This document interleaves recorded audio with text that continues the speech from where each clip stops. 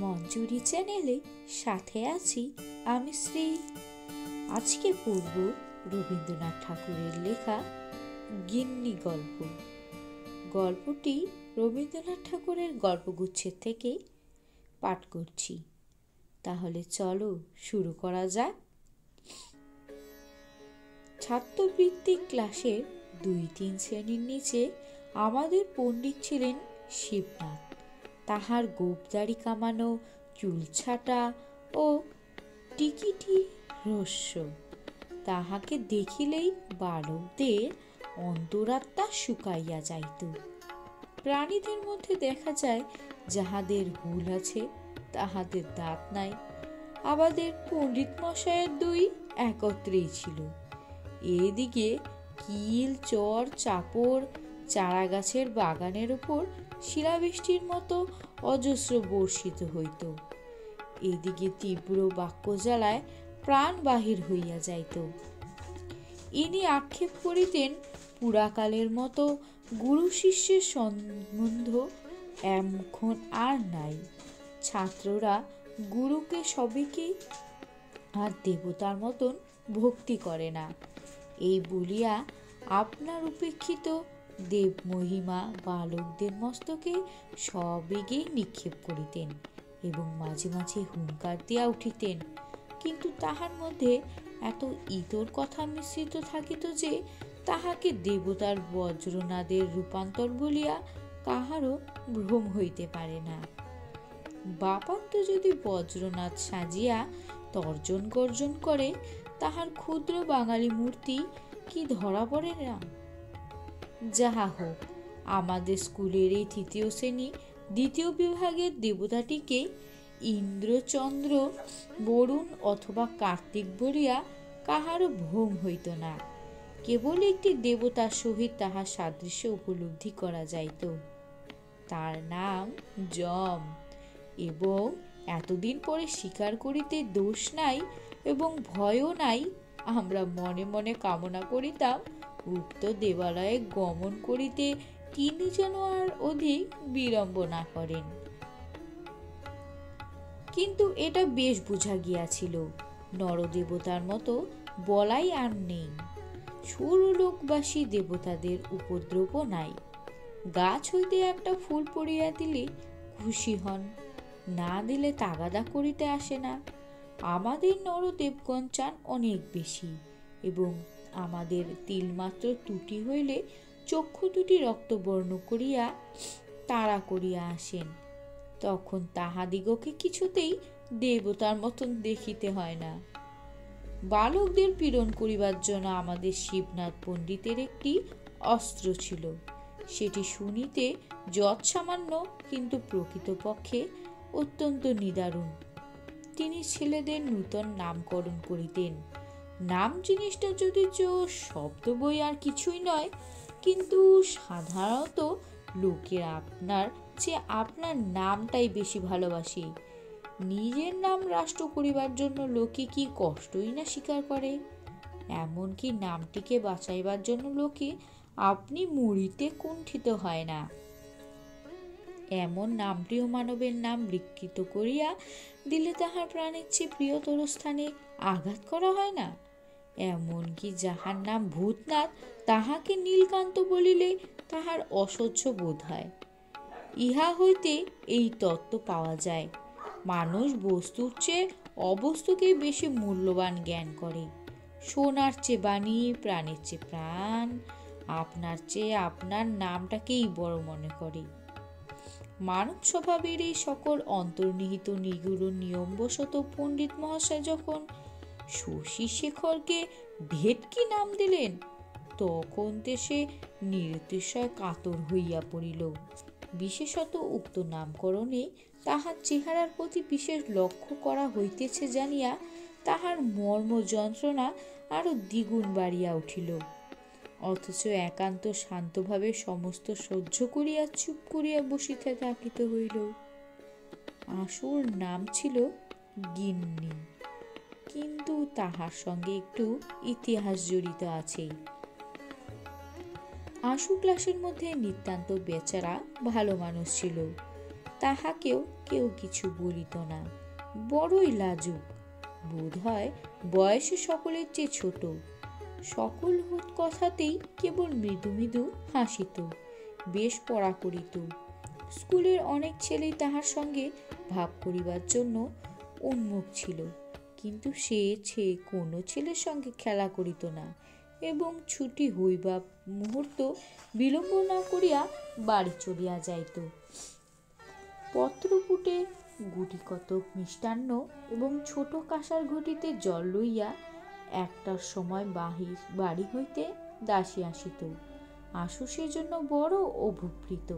দাসীটা কোনো মতে বাড়ি ফিরিলেই সে যেন বাঁচে। সে যে স্কুলের ছাত্রের অতিরিক্ত আর কিছু, এটা সে স্কুলের ছেলেদের কাছে প্রকাশ করিতে যেন বড়ই অনিচ্ছুক। সে যে বাড়ির কেহ, সে যে বাপ মায়ের ছেলে, ভাই বোনের ভাই, এটা যেন ভারী একটা গোপন কথা। এটা সঙ্গীদের কাছে কোনো মতেই প্রকাশ করা না হয়, এই তাহার একান্তই চেষ্টা।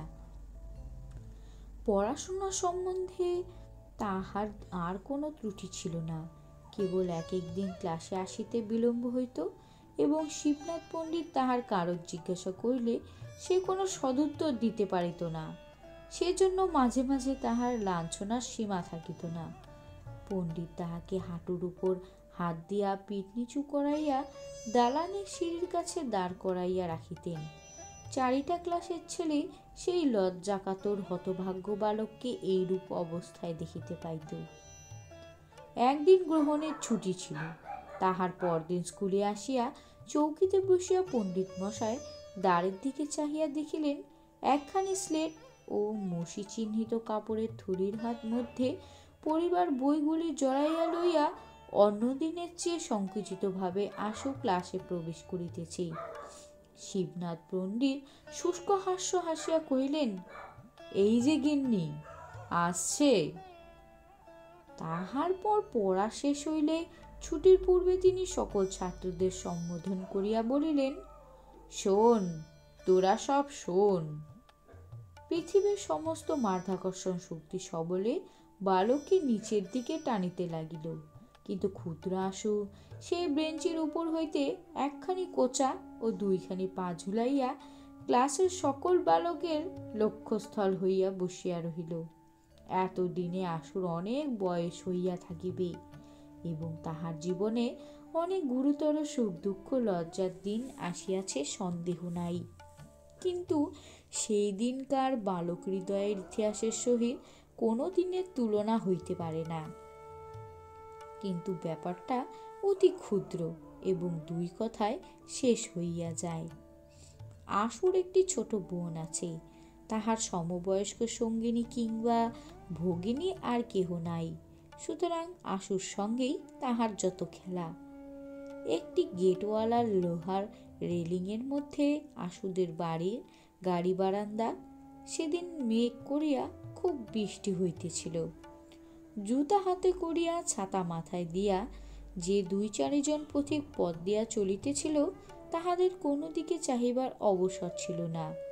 সেই মেঘের অন্ধকারে, সেই বৃষ্টিপতনের শব্দে, সেই সমস্ত দিন ছুটিতেই গাড়ি বারান্দার সিঁড়িতে বসিয়া আশু তাহার বোনের সঙ্গে খেলা করিতেছিল।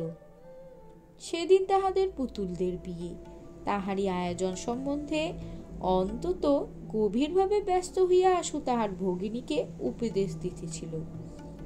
এখন তর্ক উঠিল কাহাকে পুরোহিত করা যায়। বালিকা চট করিয়া ছুটিয়া একজনকে গিয়া জিজ্ঞেস করিল, হ্যাঁ গা, তুমি আমাদের পুরুত ঠাকুর হবে? আশু পশ্চাৎ ফিরিয়া দেখে শিবনাথ পণ্ডিত ভিজা ছাতা মুড়িয়া অর্ধসিক্ত অবস্থায় তাহাদের গাড়ি বারান্দায় দাঁড়াইয়া আছেন। পথ দিয়া যাইতেছিলেন, বৃষ্টির উপদ্রব হইতে সেখানে আশ্রয় লইয়াছেন। বালিকা তাহাকে পুতুলের পৌরোহিত্যে নিয়োগ করিতে প্রস্তাব করিতেছে। পণ্ডিত মহাশয়কে দেখিয়াই আশু তাহার খেলা এবং ভগিনী সমস্ত ফেলিয়া এক দৌড়ে গৃহের মধ্যে অন্তর্হিত হইল। তাহার ছুটির দিন সম্পূর্ণ মাটি হইয়া গেল। পরদিন শিবনাথ পণ্ডিত যখন শুষ্ক উপহাসের সহিত এই ঘটনাটি ভূমিকা স্বরূপে উল্লেখ করিয়া সাধারণ সমক্ষে আসর গিন্নির নামকরণ করিলেন, তখন প্রথমে সেই সকল কথাতেই মৃদুভাবে হাসিয়া থাকে। তেমন করিয়া হাসিয়া চারিদিকের কৌতুক হাস্যে ঈশ্বর যোগ দিতে চেষ্টা করিল। এমন সময় একটার ঘণ্টা বাজিল। অন্য সকল ক্লাস ভাঙিয়া গেল এবং শাল পাতায় দুটি মিষ্টান্ন ও ঝকঝকের কাঁসার ঘটিতে জল লইয়া দাসে আসিয়া দ্বারের কাছে দাঁড়াইল। তখন হাসিতে হাসিতে তাহার মুখ কান টনটন লাল হইয়া উঠিল, ব্যথিত কপালের শিরা ফুলিয়া উঠিল এবং উচ্ছ্বসিত অশ্রুজল আর কিছুতেই বাধা মানিল না। শিবনাথ পণ্ডিত বিশ্রাম গৃহে জলযোগ করিয়া নিশ্চিন্ত মনে তামাক খাইতে লাগিলেন। ছেলেরা পরম আহ্লাদে আশুকে ঘিরিয়া গিন্নি গিন্নি করিয়া চিৎকার করিতে লাগিল। সেই ছুটির দিনের ছোট বোনের সহিত খেলা জীবনের একটি সর্বপ্রধান লজ্জাজনক ভ্রম বলিয়াই আশুর কাছে বোধ হইতে লাগিল। পৃথিবীর লোক কোনো কালেও যে সে দিনের কথা ভুলিয়া যাইবে এ তাহার মনে বিশ্বাস হইল না। টাটা, আজ এটুকুই। পরবর্তী পর্বে শুনবো আবার আরেকটি গল্প। আবার প্রত্যেক দিন এভাবেই গল্প আসবে। সঙ্গে থেকো সবাই।